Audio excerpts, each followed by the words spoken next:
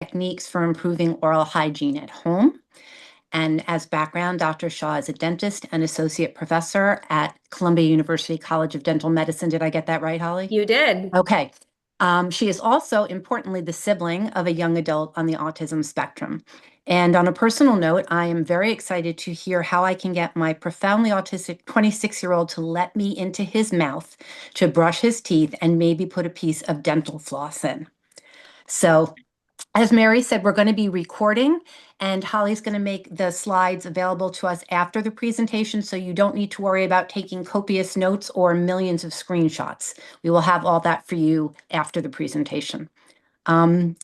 And without further ado, Holly. All right, I'm gonna get my screen sharing situation happen. I tried to download the presentation, so we'll see how um, successful I am with sharing the screen. And okay, can everyone see the screen okay? And you're Yep, seeing the slide and hopefully not the slides on the side? If we you're seeing see. the slides on the side, I can go into presenter mode a little better. Yep, Let's they're see. on the side. All right. There we go. Are we better? Yep. Yep. Perfect. Excellent. Okay. So, as stated, I'm going to just sort of discuss dental care for the developmentally disabled population. I might slip and say autistic population today because that's my lived experience with my brother. So, forgive me if that's not the story that you're living right now. I do mean for pretty much anyone who has trouble going to the dentist, including people with just dental anxiety. Um, so, as an assistant professor and as someone who teaches students in a large lecture, I find that it is helpful for people to know what we're doing and in what order and how soon we will be done. That just makes people feel at ease.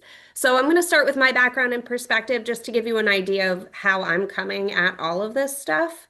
Um, I will review some challenges for patients in the dental setting, as if you don't already know, but sometimes it helps to name the problem.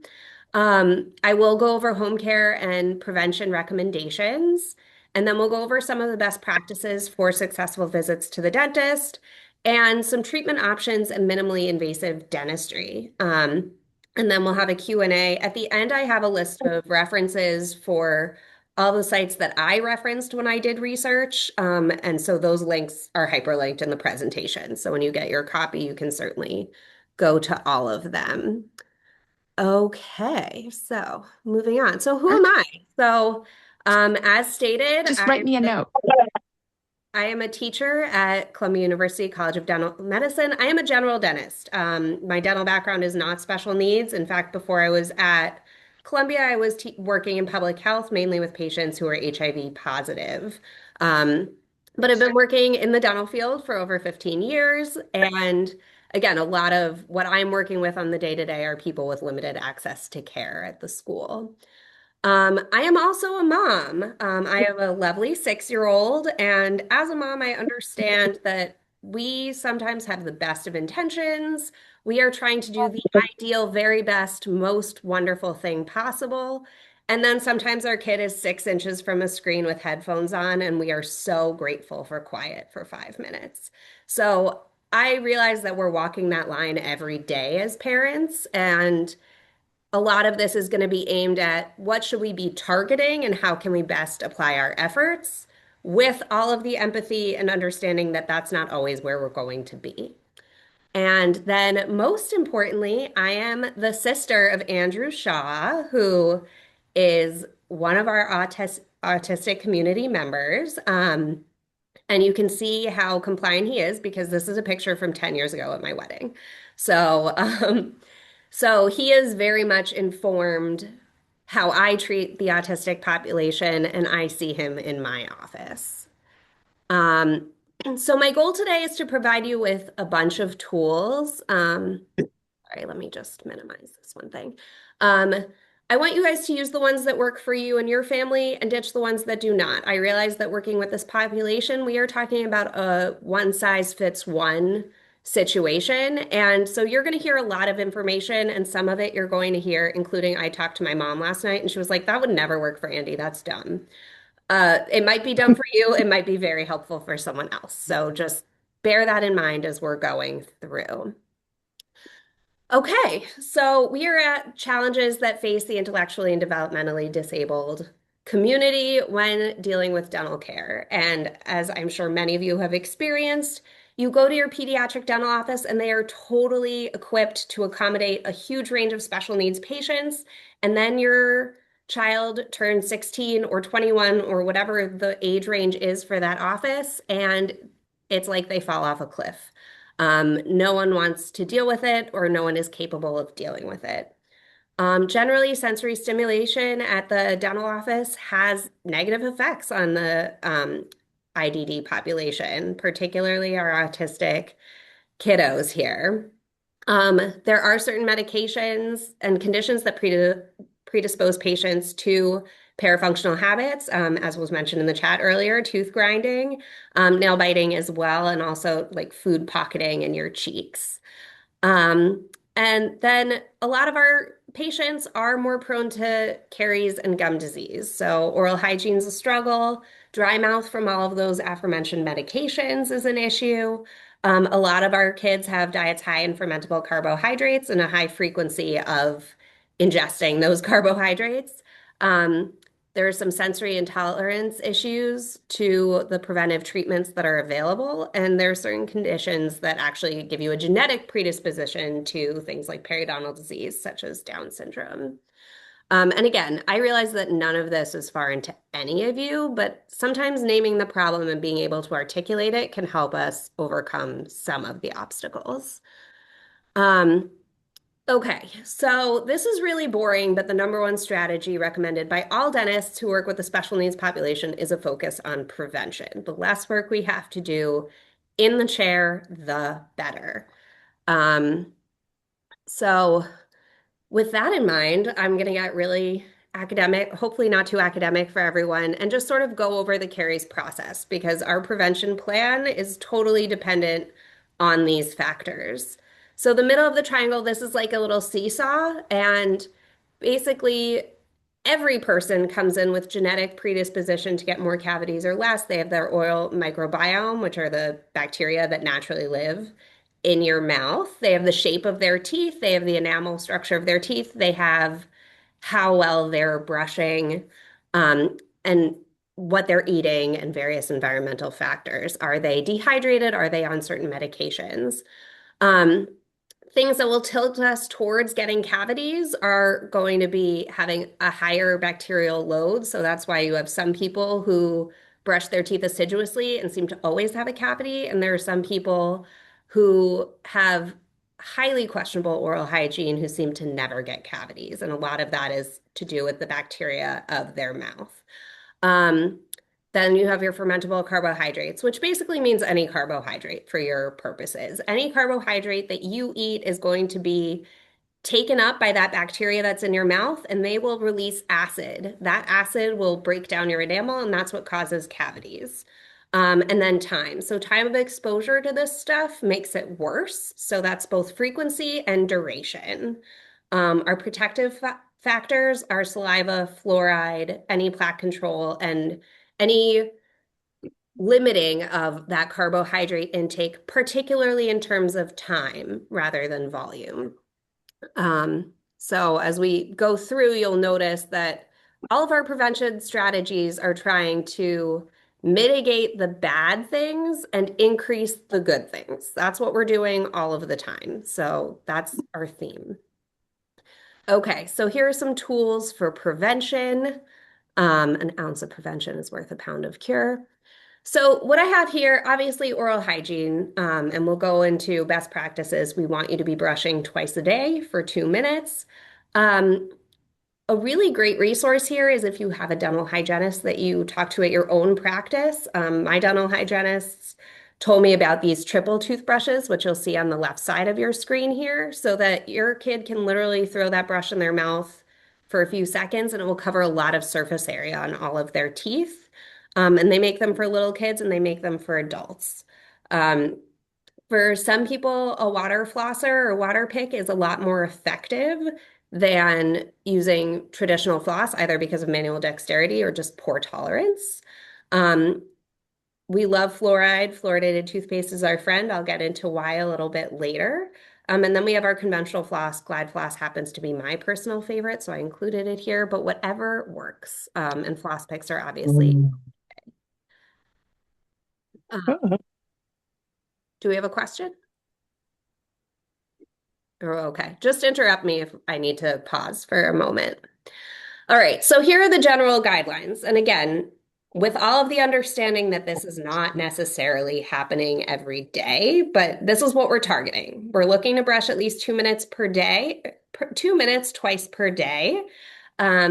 Setting a timer can be very helpful for this, and they even have little mini hour glasses that you can utilize to keep that time. You can also set a timer on your phone. The hourglasses tend to be very reinforcing for a lot of children and for a lot of special needs individuals. Um, Flossing at night before brushing, again, sometimes that is a pipe dream, but that's what we're going for. We want to floss before we brush, both so we keep the fluoride from the toothpaste on our teeth, and also so we are more likely to do it because once your teeth feel minty fresh, you are much less motivated. Um, then we're also targeting nothing to eat or drink besides water after we brush at night. And this is one that I actually didn't know until dental school, but we want to wait at least 30 minutes after eating or consuming sugary and acidic beverages before we brush or floss our teeth. We basically want some of that acid we talked about in our mouth to neutralize so that we don't remove that enamel layer. Soft bristled toothbrushes are recommended for everyone. They are particularly helpful for individuals with sensory issues. They're way better tolerated. Um, and then a lot of people say that the silicone bristled toothbrushes, which are more specialized and you have to order on Amazon, are better tolerated for some people that don't tolerate a toothbrush regularly.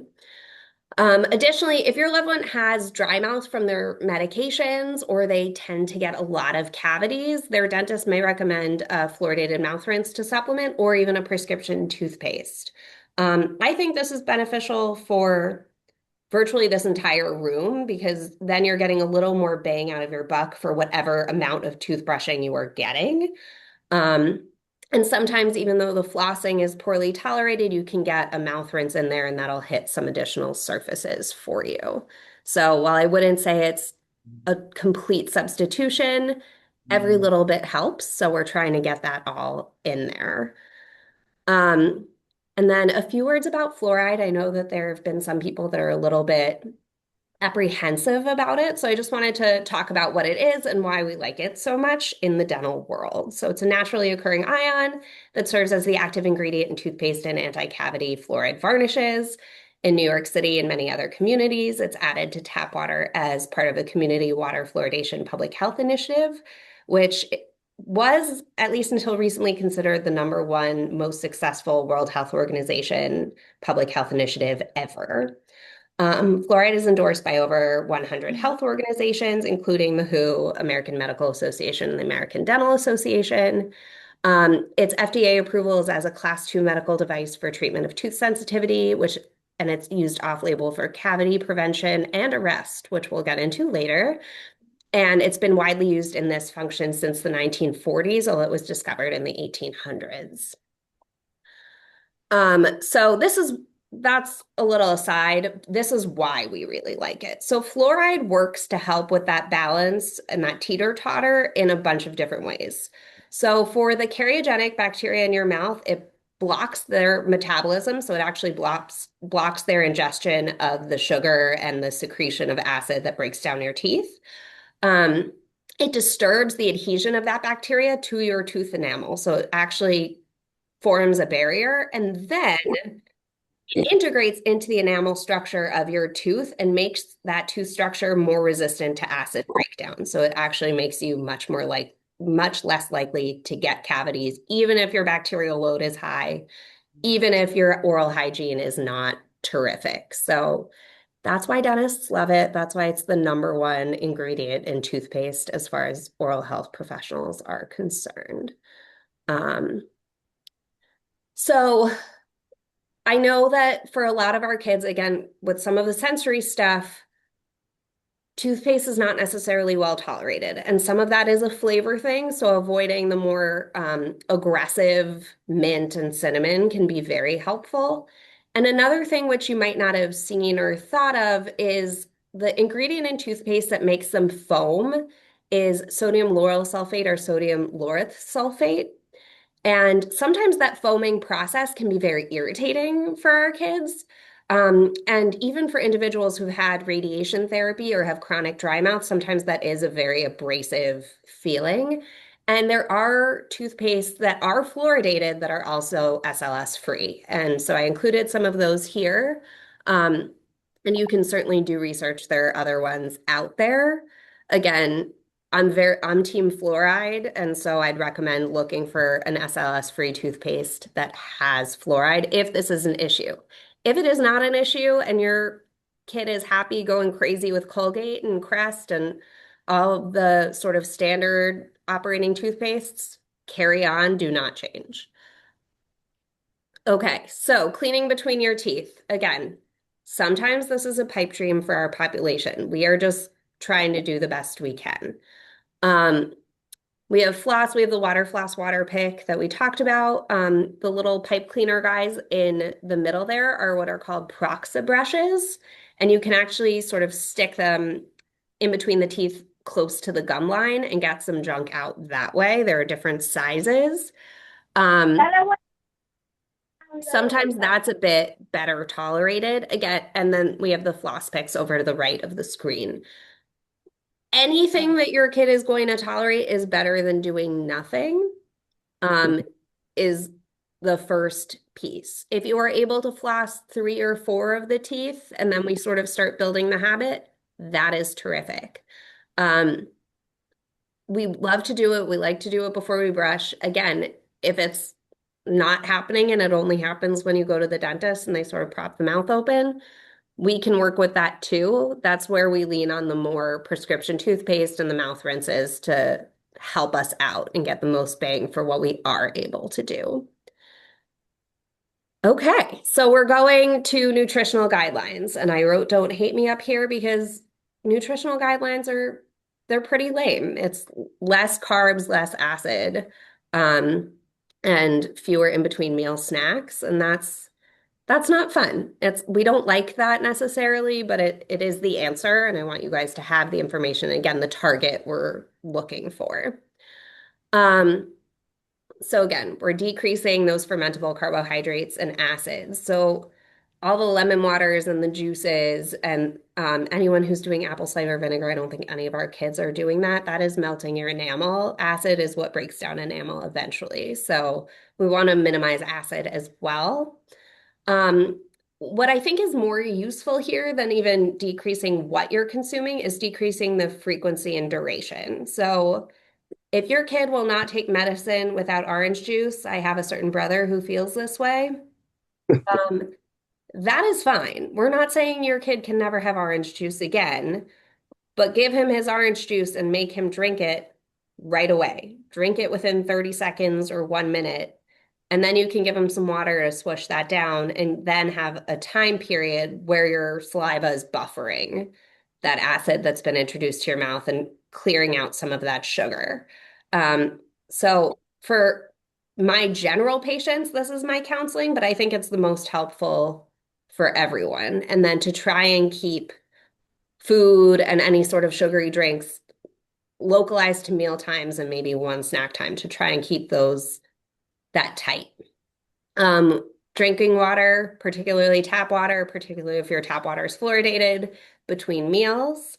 And then note that some snacks are better for your teeth than others. Sadly, potato chips and candies and chocolates will stick to your teeth a lot and they're not as great.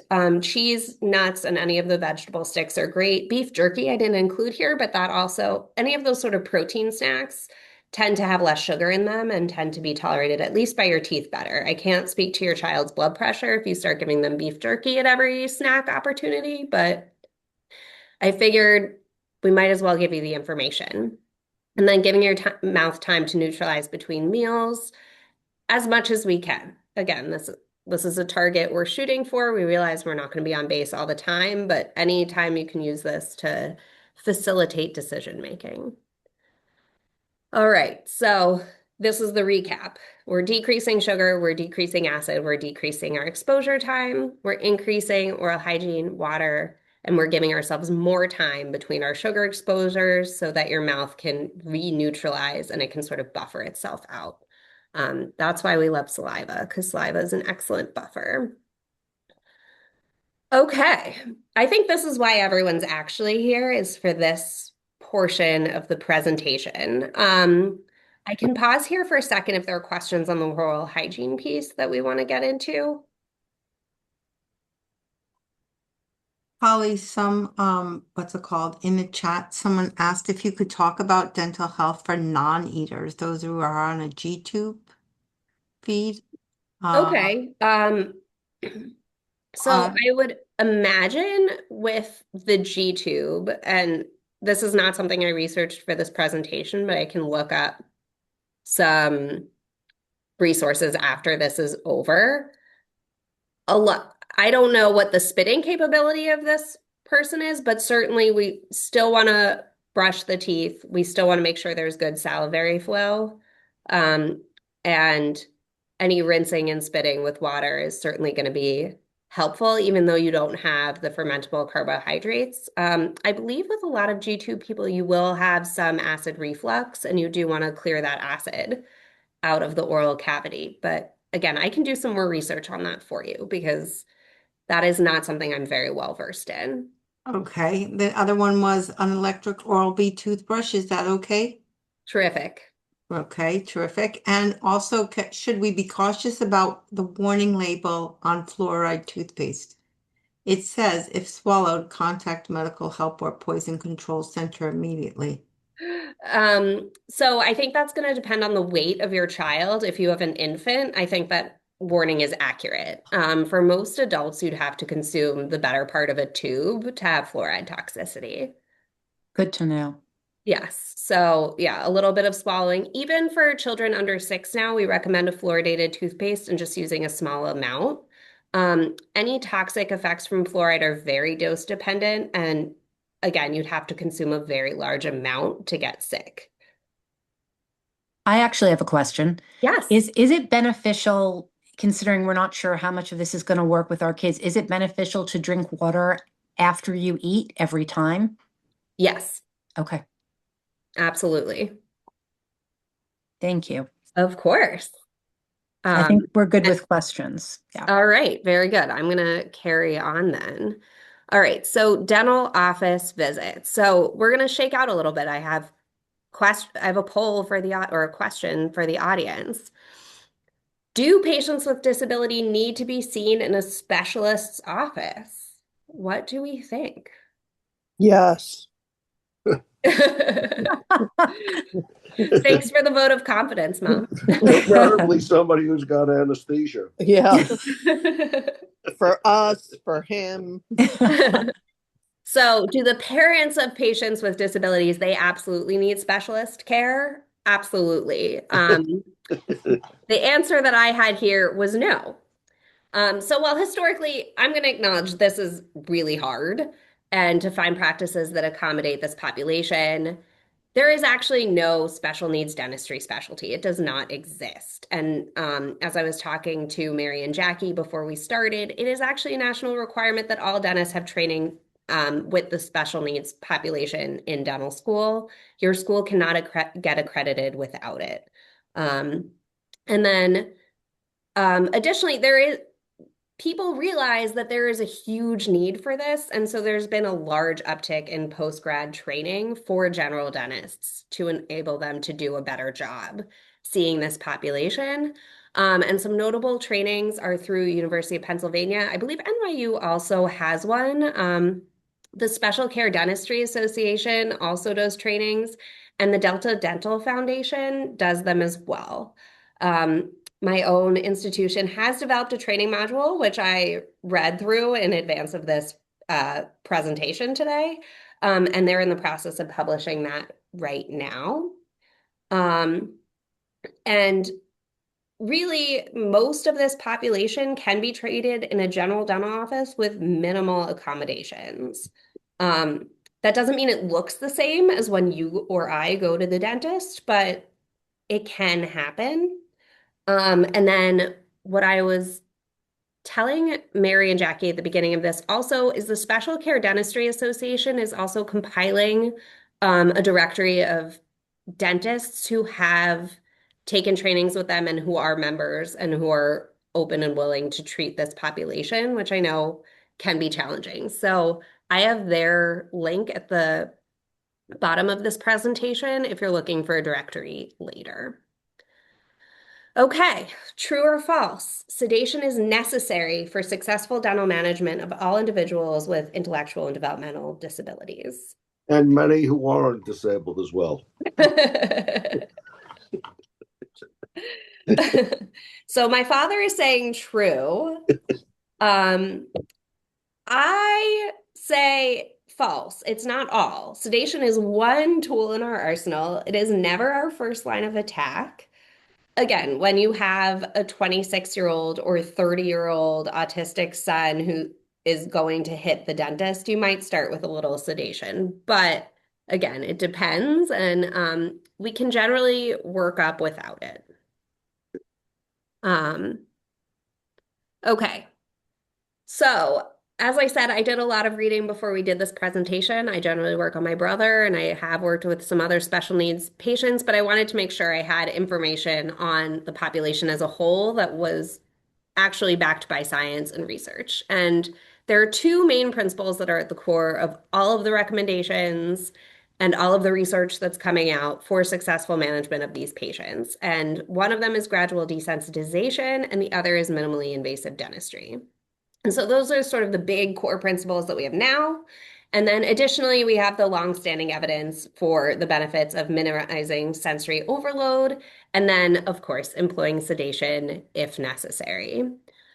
So we're going to go into some of the stuff. And then my big caveat for all of this is in order for anything to be effective, you need to communicate with the staff at your dental office.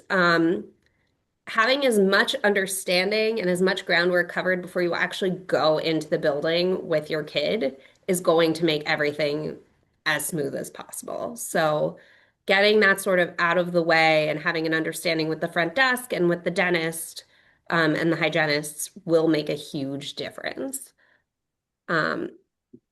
So we're just going to go into some of this stuff. And again, some of these strategies are not going to be great for you, and some of them will be really helpful, and we will see.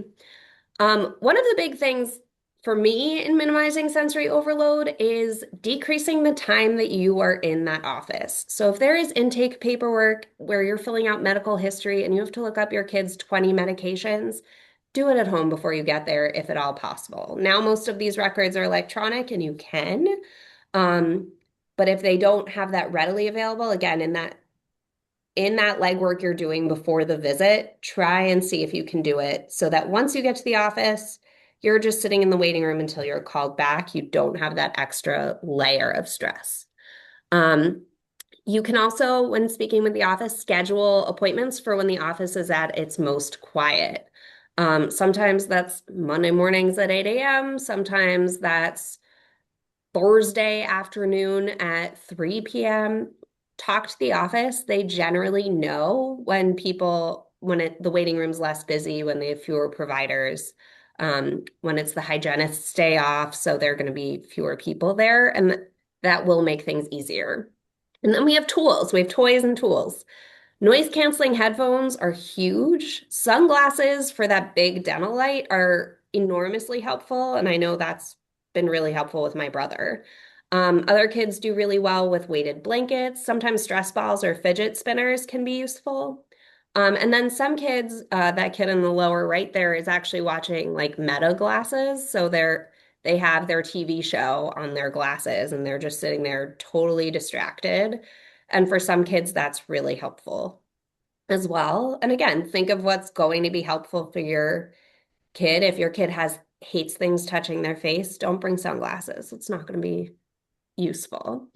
And then the other is to create a routine. So the more often you go to the dental office and the more consistent that is, the easier it is. And if you keep those appointment times consistent at the same time with the same dentist and the same hygienist in the same room, that's going to make there be less sensory input from that experience. Again, repetition is really helpful with this population. Okay, so gradual desensitization. So this is really big in the literature right now.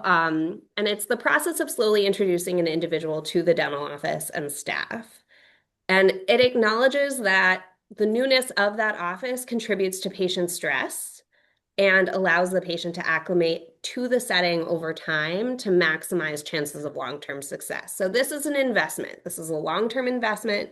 You're going in, you're going to have a lot of visits where not a whole lot of stuff happens, and you allow a rapport to develop. Um, so that may include visiting the office before your appointment and just going, touring, sitting in the waiting room. A lot of dentist office will let you do this like during the lunch break when there are no patients. There are also pre-treatment visits where you go and you sort of do this and you actually sit in the chair and nothing happens. Maybe you open your mouth. And then you can work up to very short treatment visits. For some of our verbal patients, they're okay sitting for treatment, but they need more time to listen to instructions and process. So for some uh, higher functioning individuals, they just need longer visits. A lot of this is manage your expectations. Like those first few appointments, probably not a lot is going to get done. This is an investment for long-term outcomes. So we just want to stay consistent. And additionally, there are resources to help work with these individuals to better tolerate invasive medical procedures. Power to Mark runs one. It's called Practice Without Pressure. And so they actually have sort of like ABA trainings for individuals with disabilities. They say they work with individuals from age 2 to age 75 to help get them used to blood draws, dental work, podiatry appointments. They had a lot of stuff in there. And I think they have virtual and in-person trainings, so that can be helpful. Something I discovered in my research, a lot of dental insurances are beginning to offer coverage for some of those pre-treatment dental visits. I know that there are a lot of general dentists that get reluctant to do some of this work because it's not paid by insurance and patients don't necessarily want to pay for it. It is starting to get reimbursed. And you can talk to your dental insurance provider about coverage options for it. Again, it's just starting to catch on. I find that it's very helpful if you're talking to an insurance provider, if you tell them that you plan on saving them a lot of money by doing this, that tends to be more successful. And then your child's physician and dentist can write narratives for the insurance as well, which can be helpful. And that can get you a lot of visits. So if it takes 3 visits to get a cleaning done, the dentist can be reimbursed for all 3 of those visits, and you don't have to pay for 3 cleanings. So sometimes it's good to know. All right, so minimally invasive dentistry. So now we're talking about doing work, and it's the concept that more dental treatment does not necessarily equate to better outcomes, particularly in this patient population, but we also use it for pediatrics and geriatrics. It focuses on managing disease with as little drilling as possible. It does require, because this is not generally the standard of care treatment, it does require continuous active monitoring. So you have to keep going back to the dentist to check on this stuff. And the whole idea is we're minimizing the need for sedation and OR visits. And so that's what we're going with. Some tools include silver diamine fluoride, smart restorations. Sorry, my nose is very itchy. Resin infiltration, dental sealants, and then always there's that huge emphasis on prevention. And so I'm going to go into all of these. This is my little warning, I had very few ugly teeth pictures, but there are a few coming up. So if you're going to get grossed out, just look away. I think it's 2 slides from now. I'm good. Okay, so silver diamine fluoride and smart restoration. So silver diamine fluoride is a solution that can be applied to cavitated lesions that actually arrest caries. They stop them. You don't need to drill. It's been used for several decades outside of the United States, and it was approved by the FDA in 2014, again, with that class 2 medical device for tooth sensitivity. The side effect of this is it really stains the teeth. It turns the decayed area where it's arrested the decay black. Because of this discoloration, some dentists will place a layer of regular restorative material over the top of the arrested lesion. And that's what's called the silver modified atraumatic restoration treatment, or SMART. All that text over on the right is the information from the ADA website with the chemical formula and its mechanism of action. I am not going to read that, but if you're really excited about it, I figured I'd provide it for you. It is great if you're having insomnia. Okay, here we go, as promised. So these are teeth that have had cavities arrested with silver diamine fluoride. So they had big, brown, sort of leathery, soft holes in them, and you apply this solution. And I have the instructions here, and air dry it, and you don't need to drill, you don't need to numb the patient. You do need to hold the patient still, which again can be challenging, but a little bit easier. And that's it. You might have some transient staining of the gums also, but that will go away over the next 24 to 48 hours. And it's a great option. Again, it is not pretty, but it is very effective. You don't need drilling. This is also very common for patients who are waiting for OR visits, where they know that this is not going to be the be all and end all treatment, but they just want this patient out of pain and they want to control the disease as much as possible. So it's utilized in both ways. This is huge. The pediatric dentists are using this stuff all over the place. It is so helpful. And again, they can then put a white filling over this, which is that SMART technique. It still looks a bit grayish. It still is not the most aesthetic, beautiful thing, but again, it is very helpful and it is very easy and it is very fast. Okay, and then so we have resin infiltration. So Icon and DMG are the most popular systems. So this is for when you have these really small cavity lesions. They're also called white spot lesions. A lot of our kids and a lot of teenagers generally will get them up by the gum line or right around where they had braces, as you can see here. They start to get these little pre-cavities, as it were, because they have not been brushing very well there. And there is a system where you can just sort of infiltrate the tooth with some filling material. Resin is our conventional tooth colored filling material, without doing any drilling. It looks great. It only lasts 2 to 6 years. So they show these pictures and it is not meant to be your lifetime solution. It is either expected that you will re-up or edit in a few years, or you will move on to a proper filling or a veneer. But again, it's when you have these sort of early lesions and you can do this infiltration, that's great. And anything we can do needle-free and drilling-free is a huge boon to this population. Okay, and then we have sealants, which we use for all kids and a lot of adults as well. This is a mainstay in preventative treatment. We basically paint over the grooves of your teeth so that food doesn't get stuck there and you are less likely to get cavities there.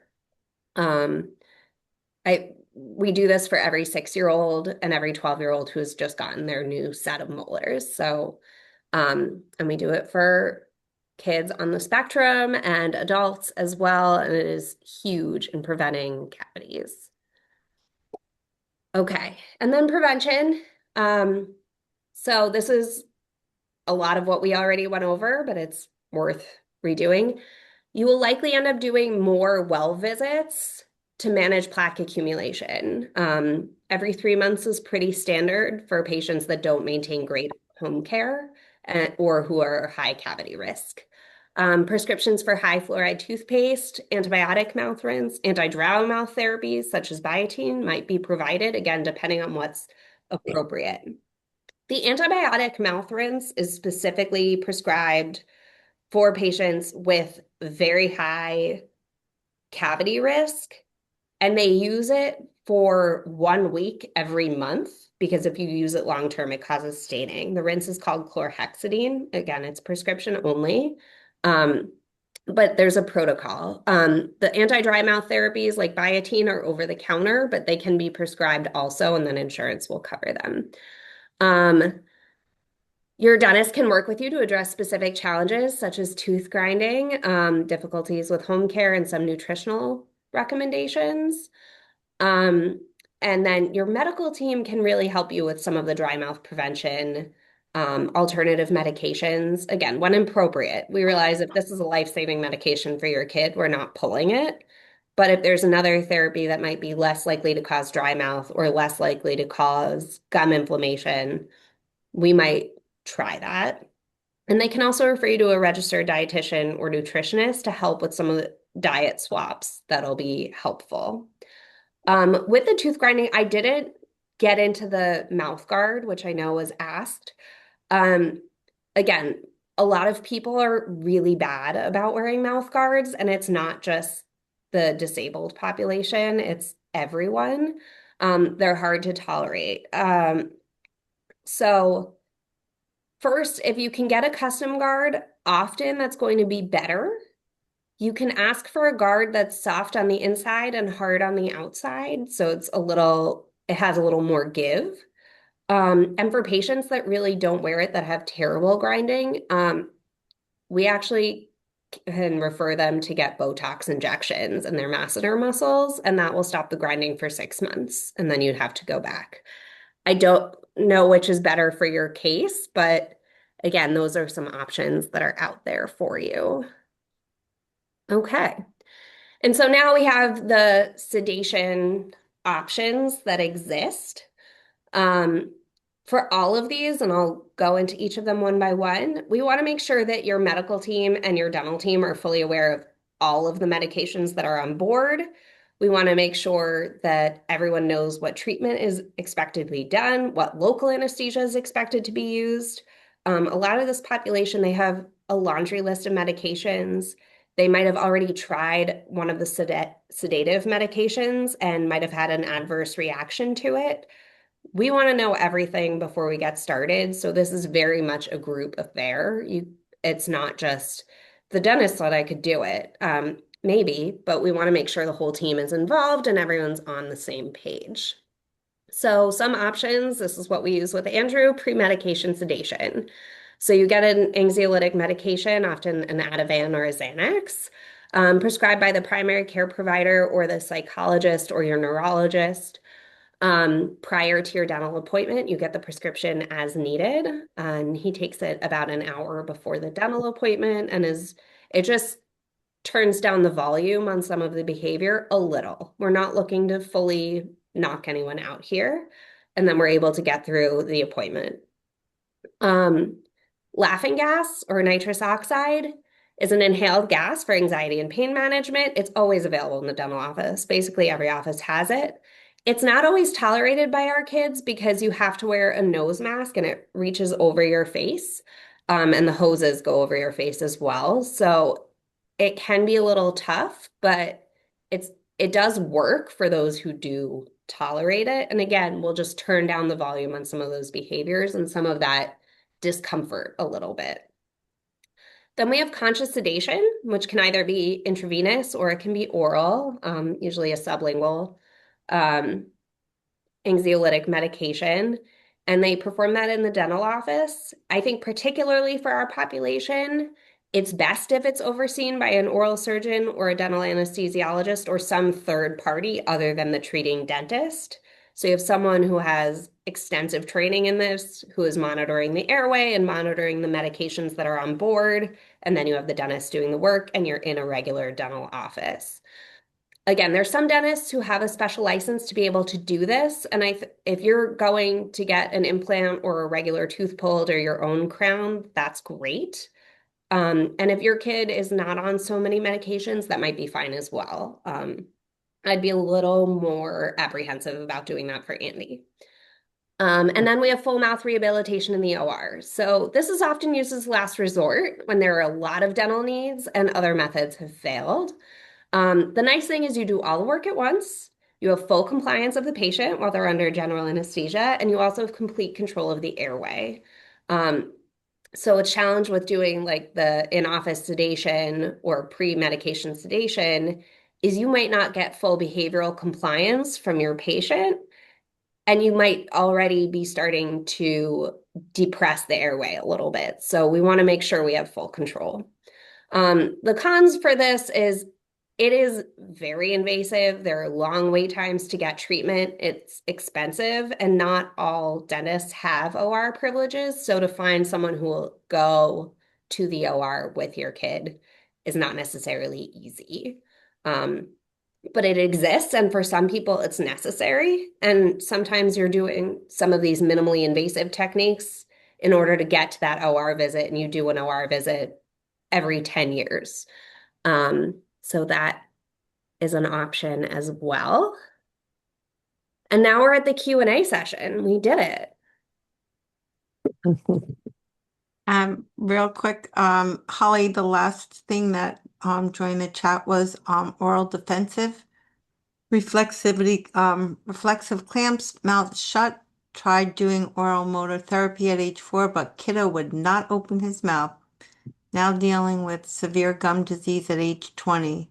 Any suggestions for how to desensitize at home in between cleanings every 3 months? So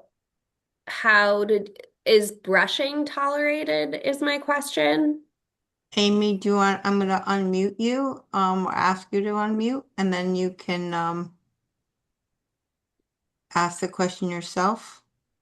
And I can also stop sharing if you would like, because I have the references on the next slide, but I'm just going to share that with you guys. So I don't know if Amy's still on, but that's who asked the question. Okay. Yeah, Okay. so Did I unmute? Yes, you did. There you go. Okay, hi, thank you. Yeah, we're in swearing word land at this point with him. okay. No, he does You were not him, like to Amy. brush his teeth. I'm sorry? I said you were him, Amy. Well, both mom and young adult. What's hard when you have an older person Mhm. is they want to be independent. They go to the bathroom and they close the door and they tell you they're doing XYZ. And the accountability is hard to assess until you go to the dentist and they're like, your bottom 4 teeth, we need to start thinking about dentures. And I'm like, insert swear word million times here. He's only 20.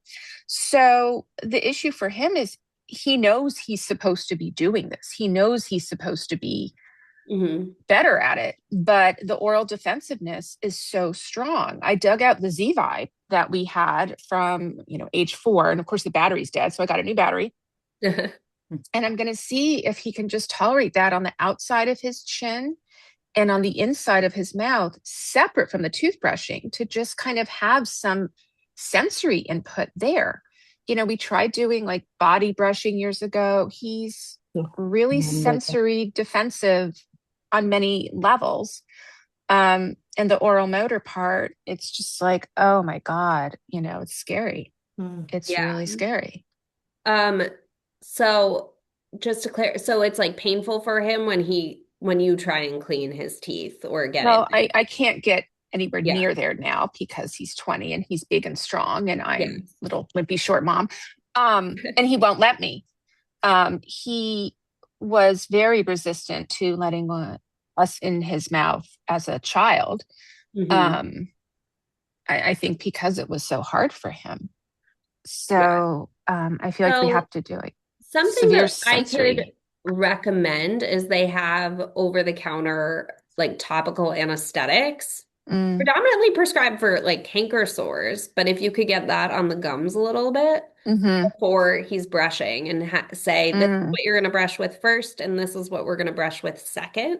mm-hmm, Um, I think that could be something that would make it a little more tolerable for him. mm-hmm, Distraction is helpful, like what you're doing, mm-hmm. where you have that other sensation outside the mouth or elsewhere on the body, can really work. I mean, we do that when we inject patients. We'll shake their Mm-hmm. cheeks so you don't notice it Mm, as much. Um, so that can be helpful as well. Um, and then I think also like whatever rinsing that you can do to sort of cleanse, that can be a little less abrasive. I would also recommend looking into the silicone toothbrush bristles. That might be a little bit yeah. softer. And potentially some of the other toothpaste, but it doesn't sound like it's the toothpaste. It sounds like it's the, No, he well, uses the tiniest amount of toothpaste, because, of course, we have flavor and texture issues as well. I mean, it goes without saying he's a very, very, very picky eater, because all this is so much fun. Um, yeah, it's the front four teeth, right, yeah, where on the bottom. the Which he skin might is have an there. oral habit where he's pushing them with his tongue also that can make it Mm, worse. Another mm. protective thing that they might want to try before they pull his teeth is splinting those lower teeth, which will give them a little more support. It will make it harder to clean them, but it can sort of buy some lifespan if they're starting to get loose. Would that be by an oral surgeon? That would be by a general dentist usually. Okay. Um, and a periodontist or gum specialist could do it as well, or an orthodontist. Okay. Yeah.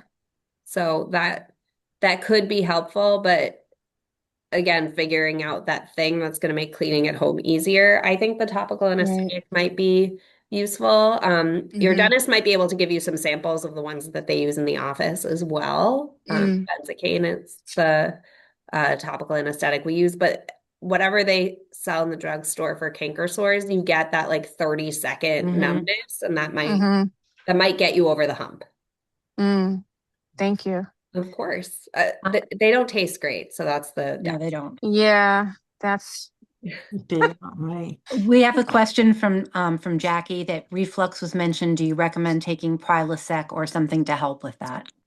So I think whatever the physician recommends, even Tums is helpful for neutralizing acid. But yeah, any chronic reflux is certainly damaging the teeth. It's not good for the esophagus. It's not good for the oral mucosa.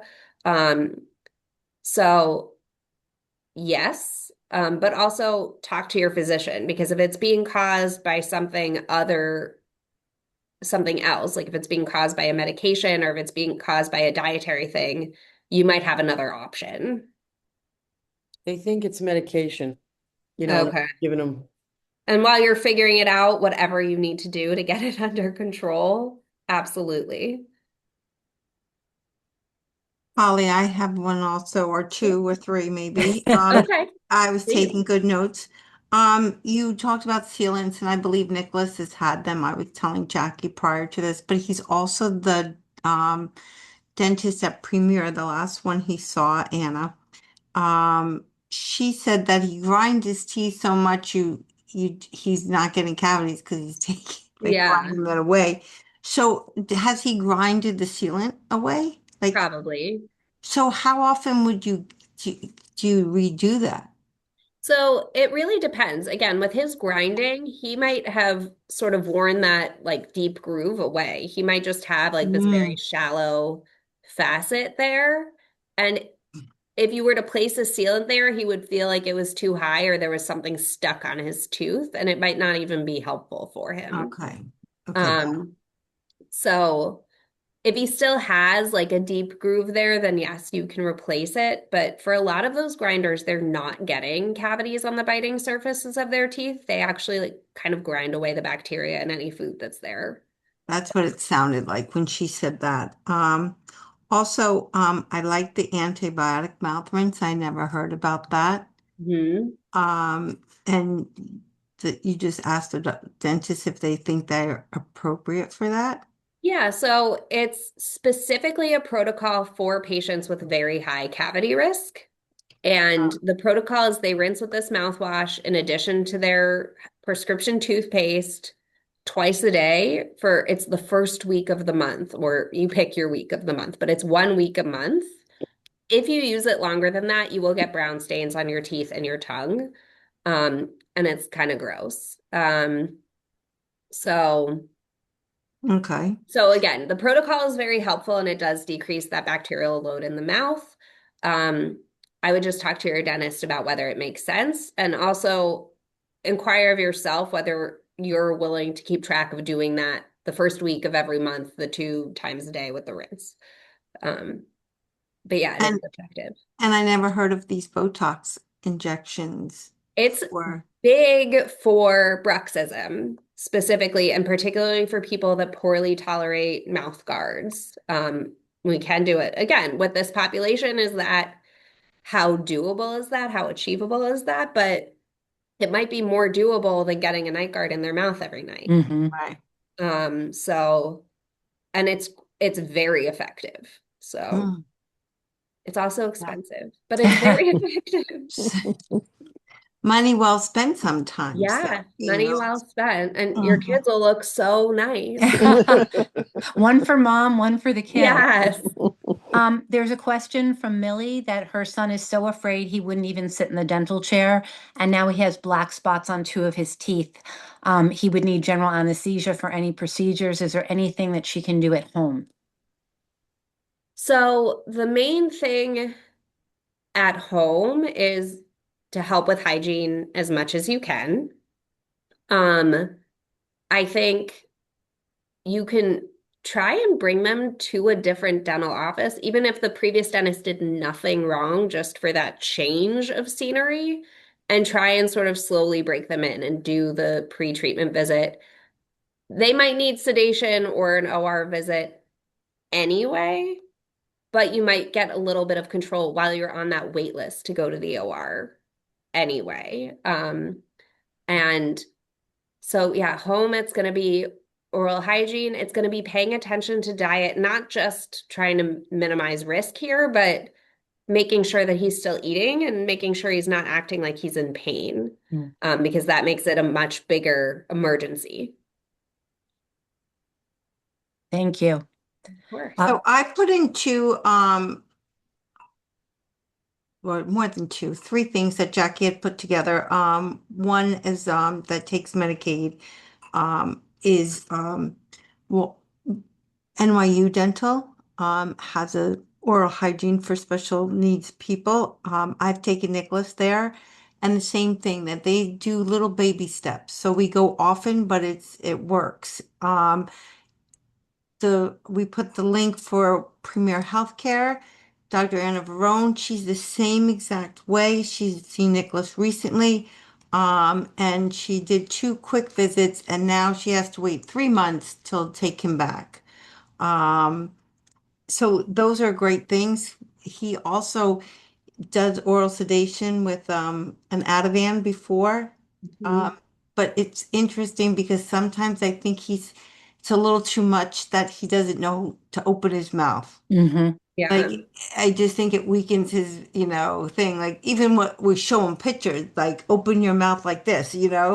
But he's just looking at you like, little And it might be baby. helpful for the dentist to put a mouth prop in and you can actually hold the mouth Right. Yeah, open. I think that we could try that. We've never done that. So we can do that. Not renewal. Hmm? Um, Um, and just mute that. Um, Mayor, do you see the two questions?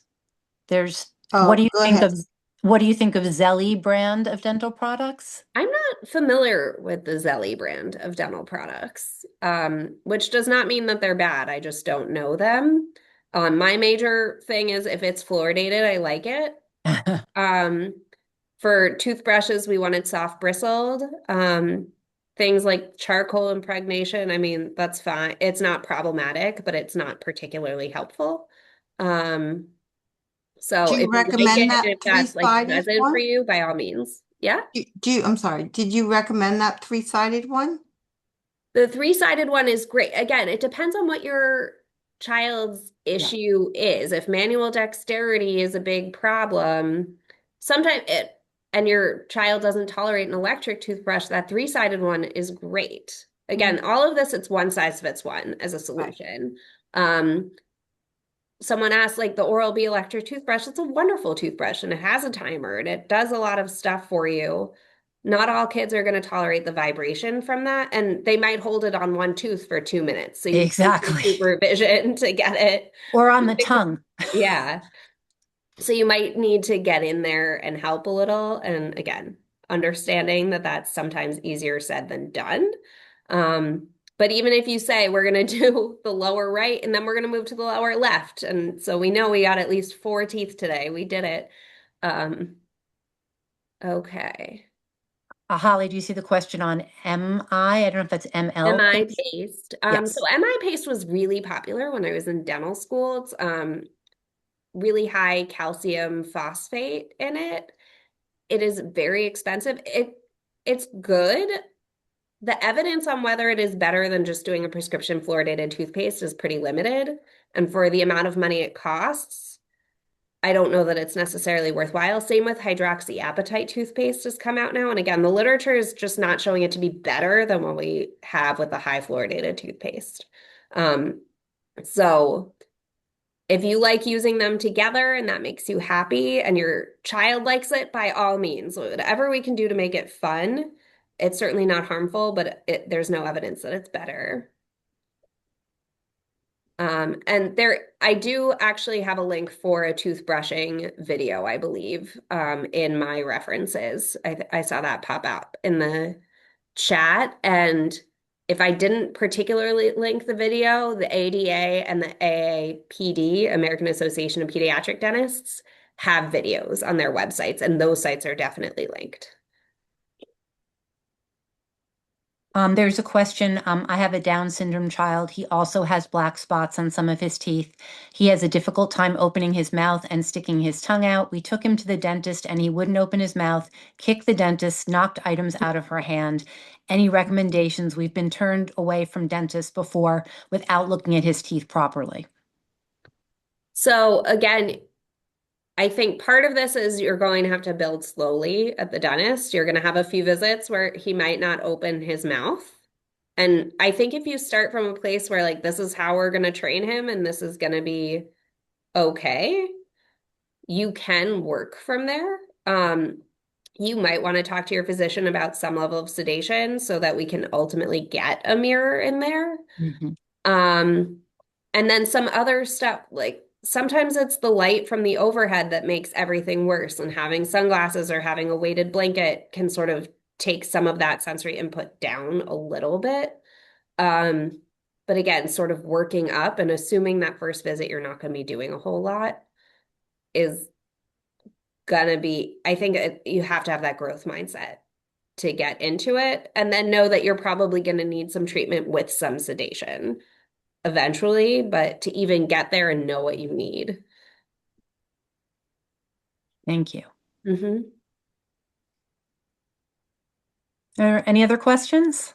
Thank you So so much. there's a question about the papoose, which is super popular. So the papoose board is basically a long straight board you put on the dental chair, and it sort of straight jackets your kid a little bit. You want to make sure it's a breathable one.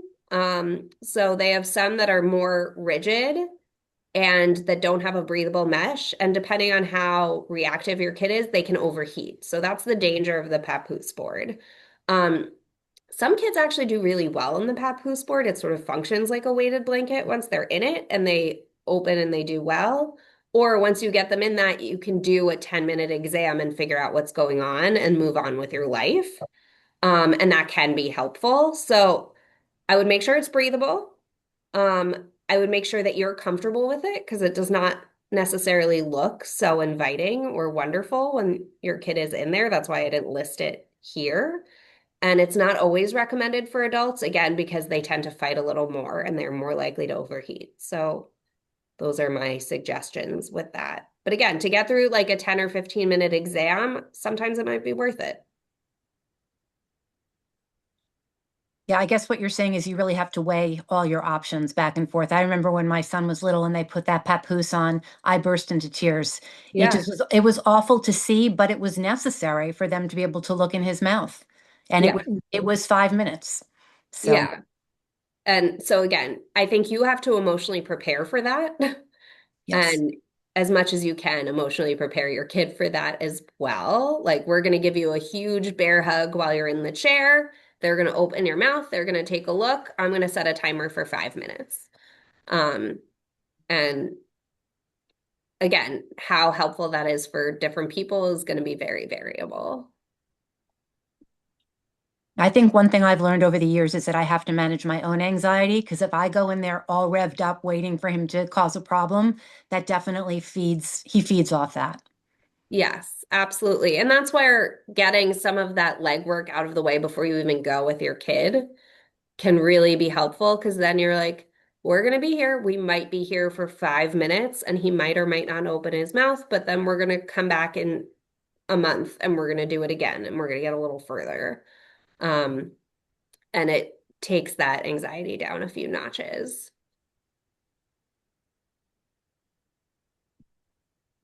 Anybody have any more questions? You're muted, Mayor.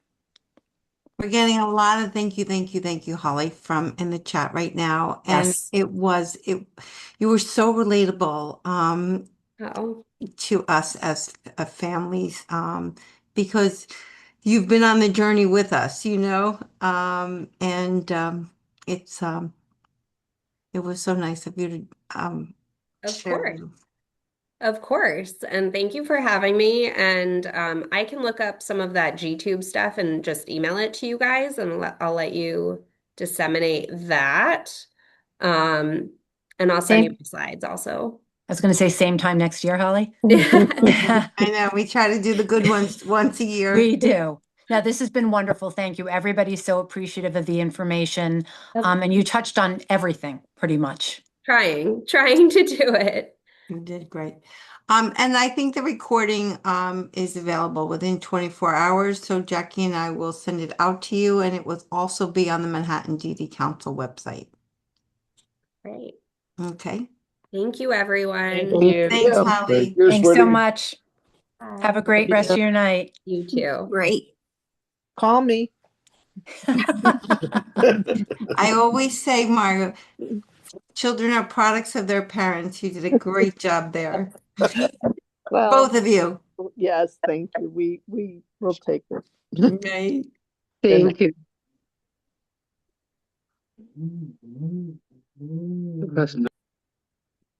You still there, Margot? I see. Hi, Alex. Yes, I am. I'm trying to leave.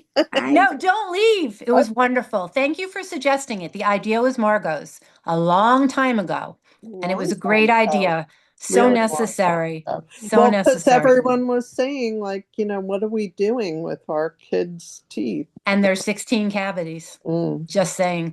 Yeah, just saying. Yeah, Well, that's Holly that was so Oh, she was so so great. smart, and I was able to dumb everything down enough. I think so, but also to like because it's like the lived experience. You know what I mean? She's saying it, but she's not saying it like it happens over there in the corner. She's saying like I did it with my brother, you know? Right. And it's true. Everything she said is true. And he came from a place where almost all the work he had was done in the OR. Yeah.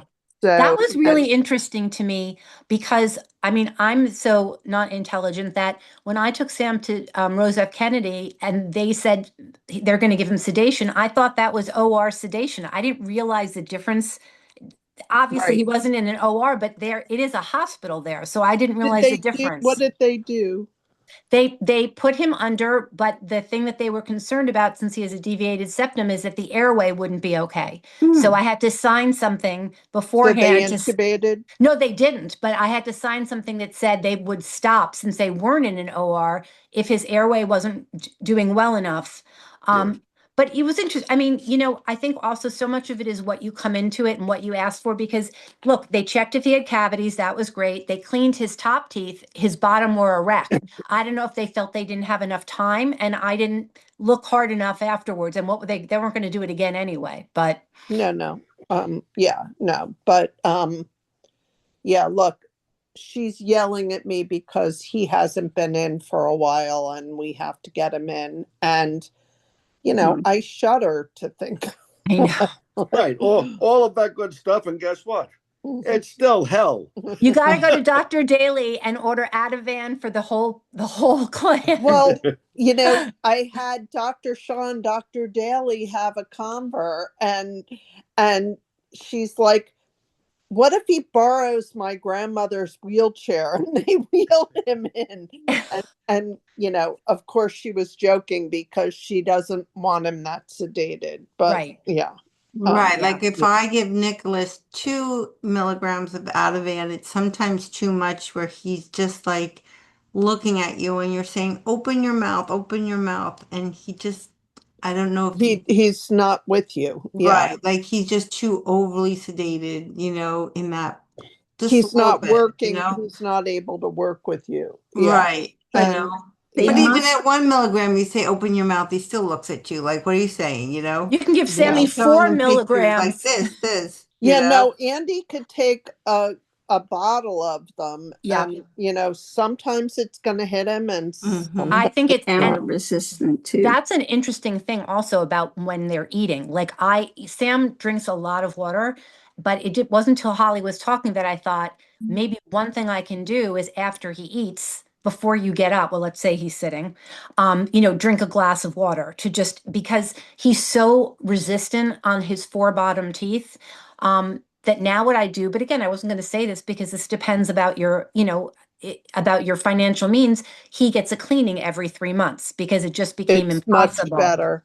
But you can't, that's not available for everybody. So Right. No, and it is expensive and it's also a pain in the butt. That's true. Let's not downsize how difficult it is on the caretakers. I mean, I'm not looking to turn around in 3 months and take him back. I know you can't wait till it's over. And then we just had it 2 weeks ago, and every day I'm like, with that dental floss, I'm like, you will not have your teeth joined by plaque again. I'm gonna get in there. No, and Andy will floss a little bit, but like his dexterity is terrible. Well, right. But Yeah. he won't let me do it. And well, she knows this, and she'll tolerate like 3-second, letting Andy do his own, and then she's Right. like, enough. And then she gets in there. But he can take that from her. If I try that, he Of course. will start beating himself. What about the I did try that 3-sided toothbrush. It was very interesting. I never heard of it. I've seen it also for infants. Yes. Yeah. Yes.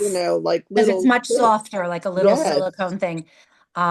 Yeah, I don't know. I mean, look, all the information that she gave you, you take what you want, you combine it, Yeah. you say a prayer, and then you take your Ativan. That's Don't forget the prayer portion. Yeah, I the know, prayer. right? I have a funny story. We're selling our house upstate, and Nikki's been recently liking the toothpaste and the toothbrush.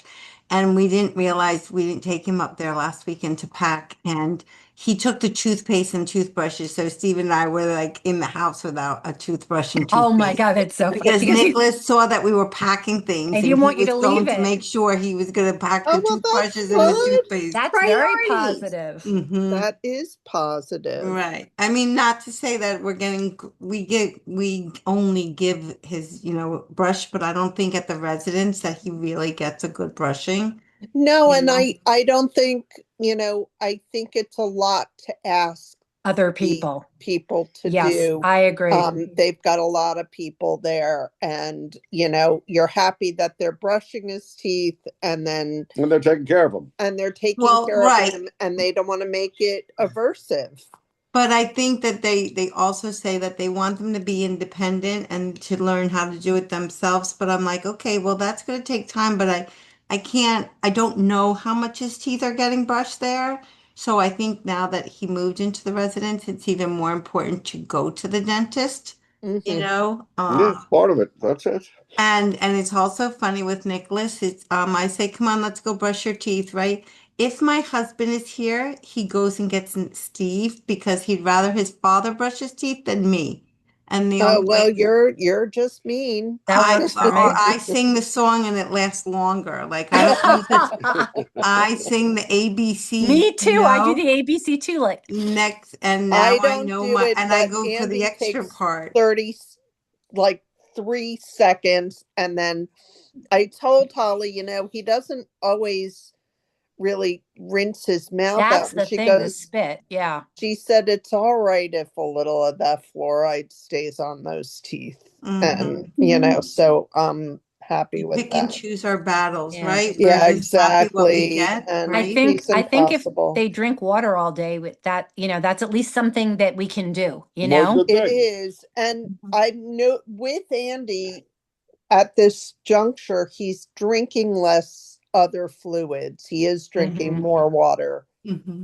He takes his meds and like a chocolate milky thing, but it's hard. It's Yeah. just hard, period. I like how she shared his orange juice thing. Yeah.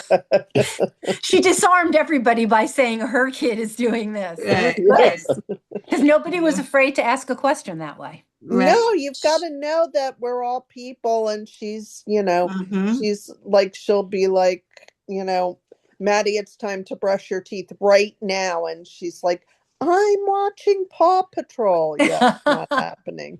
And that's a typical 6-year-old. So who knows? She, by Mhm. the way, is so beautiful, that little girl. I She is hadn't seen beautiful. a picture of her. I kept thinking of her as a 2-year-old toddler. I know. She's hilarious, Alice. She is hilarious. She is just, she's got a lot to say about a lot of things. I am going to Ladies, go up, but I just want to I'm wish being summoned too. Jackie, Okay. excuse me. I understand you had a happy birthday. Happy 50. Thank you. Margot, tell Thank me. you. Wonderful. Good for you. Thank you.